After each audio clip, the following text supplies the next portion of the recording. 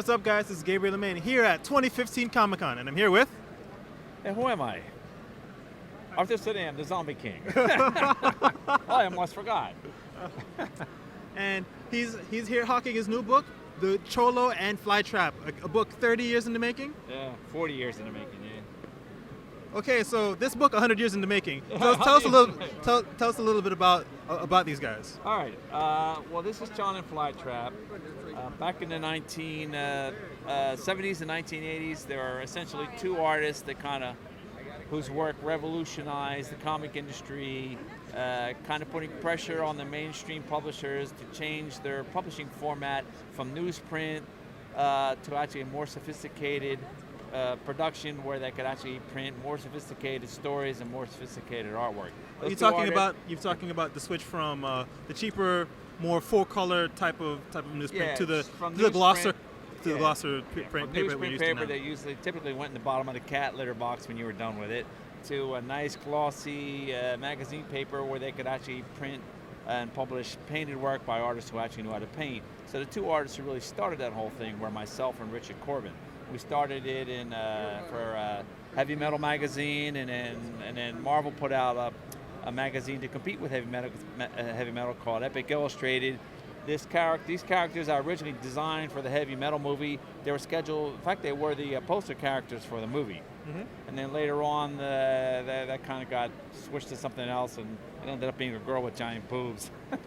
But anyway, I don't see where any problems I have. Right, but originally, as I said, the cover for the movie was CHOLLY FLYTRAP riding a bat, and it turned into the girl with big boobs riding a pterodactyl.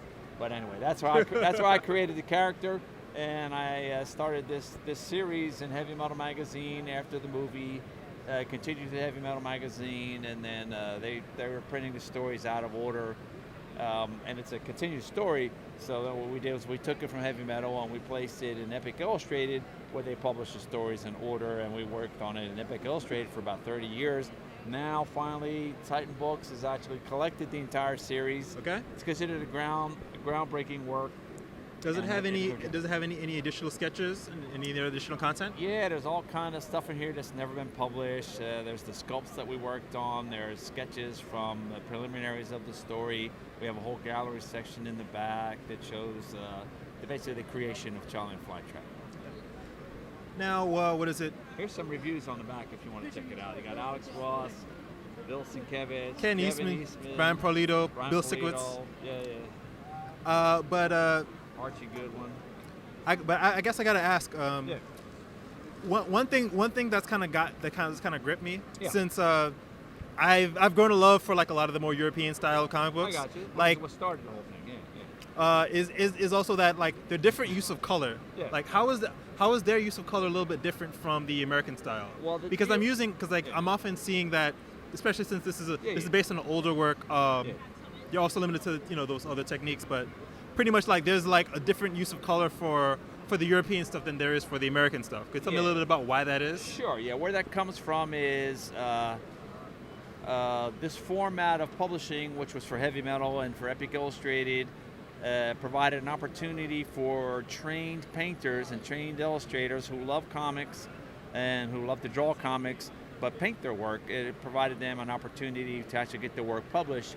And once we changed the paper up for the magazines, then that opened up the door for all these great illustrators to do work in like Mobius and all these other guys to come into publishing and actually work on comics and get their work published. Yeah, so the big difference is this is painted work. In the regular industry, comics at the time, those were just called process coloring. So there was no hand painting in it. It was just some machine kind of filled in the colors. Is basically what it worked. Okay. I guess one thing that actually comes to mind is that like for some of Mobius's work, there was some recoloring done when they reprinted some of the versions. Well, here's what happened with that. So, and I'm actually the guy who switched that, who introduced a new coloring technology to comics. When Mobius and those guys were working on colored works for comics, there was a process called blue line coloring, where basically you had a comic page. And it was done in two parts. So you had a sheet that was all blue lines, and the colorists would color on that. and then you had a sheet of plastic that went over top of it that was clear, see-through, transparent plastic that had the black lines on it, and they put those together, and when they did the printing, that's how they did the printing. But what happened was, when you were actually working on painting the page underneath, as soon as you wet the paper and the paper dries, it shrinks. Now it no longer fits the artwork that's on top. And so we had they had major registration problems with that. So what happened was, I introduced a new process whereby I took the original artwork of my own artwork, I took it to a Xerox company. In fact, I worked with Xerox, the actual company, to found some paper that would actually accept coloring, and we actually would take the original artwork and shoot Xeroxes of it on coloring paper. We could actually color right on the original artwork as if you were coloring the original artwork. Okay. And then they published from that, and that solved the problem of registration problems. Yeah, because I'm guessing everything has to be locked to a certain kind of format so that it can, well, it has to be in focus, and as I said, in the blue flat format that everybody was using when this painted artwork first came around to try to get painted artwork into comics. As soon as the colorist colored the artwork underneath, it no longer fit the black lines that went over top, and it was a disaster. They just didn't fit, and it made you blind kind of looking at it. So we introduced, working with the company Xerox, as I said, new paper that artists could actually color on, and so the printers could actually print directly from that, and it solved the registration problems. Okay. And I did that for Penthouse Comics, is where I designed that, actually. I used to be kind of the art director behind the scenes for Penthouse Comics in the 1990s. Okay. And we decided when we started that book up that everything was going to be hand colored. So all the pages were going to be hand painted by painters. Pretty amazing. How is the game for coloring changed, like from those times to now? Well, and since then, I mean, in the mainstream comics, digital coloring has gotten very sophisticated to where, so you have digital colorists who basically since the 1970s and the 1980s would go in and try to be able to duplicate what the painters do, paint colors on, but do it digitally because it's a lot easier to edit. And so nowadays that's morphed into the modern day coloring, which is digital coloring, where you have colorists that go in and paint the coloring all digitally rather than using watercolor, which is what we used. Okay. When we were coloring comic books, we used watercolor, inks, and actually oil paint sometimes as well. Okay. Like, how was were you involved in how they've done any alterations? Because this page, well, this artwork looks really awesome, but it seems a little like I see some artifacts of the older work. Well, this is a page of artwork shot directly, photographically from the original artwork. So there were no, we didn't use that process. This was just, we drew the artwork on a piece of paper, we painted the original artwork, and then they shot photographs of the original artwork. So this was a different process. This was a lot more costly for the companies to do, but the result was top notch, basically. So when you're actually shooting from an original painted piece of work, that's actually what the cover is. The quality of the reproduction that's the best. And then after that now, because the digital coloring has gotten pretty good, digital coloring is pretty good as well. Okay, man. Okay, I guess we're talking a lot about business. So it's tech talk. Yeah. I mean, it's really great. Like, yeah. It's really rare that you're able to talk with an artist who has such a great knowledge of the medium, and this is kind of one thing that's really important to me. So let's talk a little bit about the story of. Okay. CHOLLY FLYTRAP. Yeah. This story, as I said, it started off as me just designing some characters for the movie. They came to me, they said, we want you to design the character and we want to do a whole story inside the heavy metal movie that's going to feature those characters. That's why I designed the thing. After I finished the project for the movies, I liked the work that I did on the characters, but it was incomplete. So I decided, let me continue to work on these characters and develop these characters. So somewhere down the pike, I created, his good buddy and his Friday, basically his partner, which is the guy Flytrap. So you got CHOLLY and Flytrap here, and so I continued. It got more and more sophisticated. I put a lot more work into the project. So it was an ongoing developmental thing. So here are the characters here. So it started off as a simple thing, and then it got more complex from there.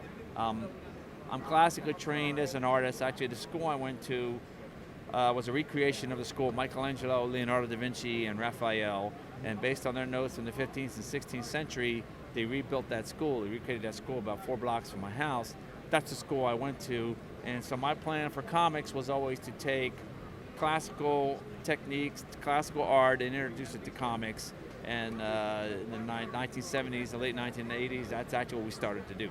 Yeah, that like a lot of that comes through your work, especially with the way you often have your zombies work, or with these more classic pinup style artwork here, where you have I see that you have a great touch of the knowledge of the forms of anatomy and all. Right. Yeah, that's actually and the senses of motion, which is like some of the things that I often look to in an artist. Yeah, I mean, this looks like 18th century ink work and 18th century.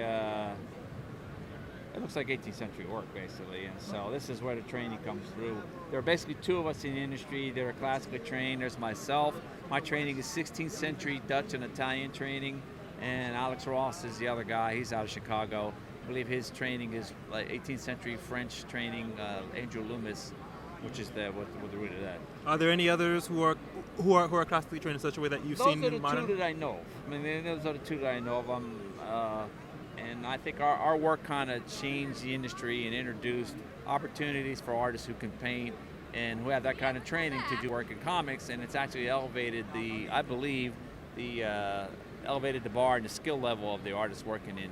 I have to ask, have you done anything on the have you done anything like any album covers? Because you seem like that kind of guy. Yeah, I've done a lot of them. Funny you should ask. I'm working on 3 of them right now. So I did the Misfits, the last 2 album covers. One of them got a real lot of media attention because it was the first album that they put out in 10 years, and basically fans have been waiting for that album to come out for 10 years. That was Devil's Reign, and then I did Land of the Dead cover for them as well. I'm working on about 4 album covers right now as well. Can you talk a little bit about your Marvel Zombies work? Marvel Zombies, okay. What started the whole zombie phenomenon was Marvel Zombies. I mean, there was a little-known book that came out in 2003 called The Walking Dead that had a readership of about 2,000 people reading it. And Marvel came to me and they said, we want you to work on this zombie series. We put out so my understanding, what I'm told, is that they were pitching Walking Dead and it got rejected by all the studios because they didn't think anybody would like zombies. That was in 2003 and 2004. Fast forward to 2005 and 2006, Marvel Zombies came out. It ended up being the best-selling trade of all time for Marvel Comics. It started the zombie phenomenon.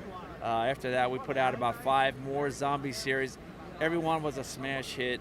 We did Army of Darkness versus Marvel Zombies. That was a smash hit, the best-selling book of all time for Dynamite Entertainment.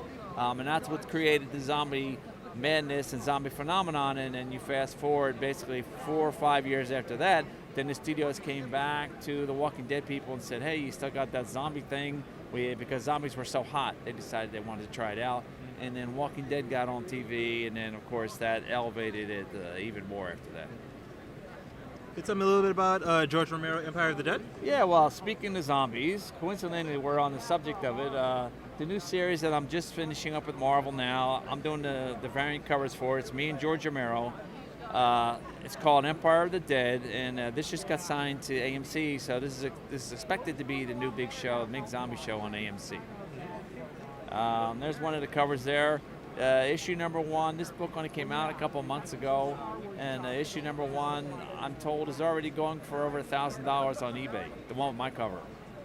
So it's madness, man. It's madness.